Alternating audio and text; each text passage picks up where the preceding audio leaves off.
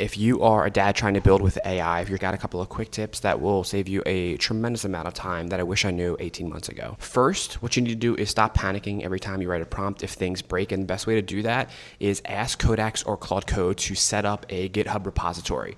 Think of this as like a way to have checkpoints. I want to set up a GitHub repository, or I want to do proper version control. I want a main branch and a dev branch, and I want you to set this up for me. And since I don't have an account, walk me through creating one.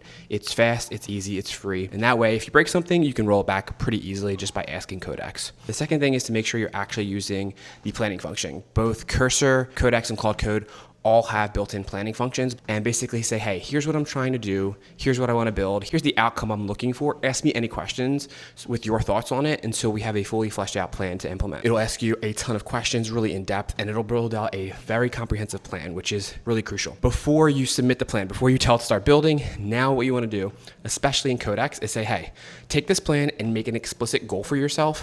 And then once you do that, go ahead and say, get to work, and it will set a goal for itself using the goal function, and it will work nonstop, assuming you have the full access permissions on, and it will work until that is completed. So you could build out a full app if you wanted to this way. I don't recommend it.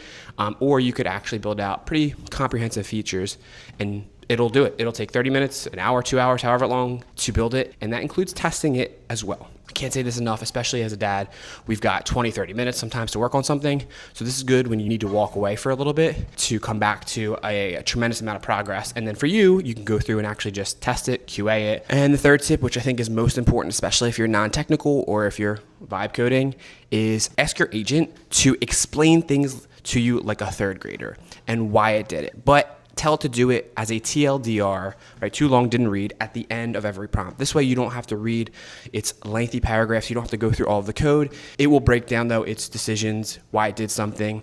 And the last little caveat is I like to say, explain to me how this impacts the user experience from the user perspective. So that way, if it makes a change to a feature or creates a feature, it will explain to you how it works. Very simply, it will explain to you what the user would experience. And most importantly, it breaks it all down really succinctly so you're not reading 2 paragraphs. So there you have it. 3 tips for my dad's building with AI out there on limited time. Good luck. Get out there. Go build.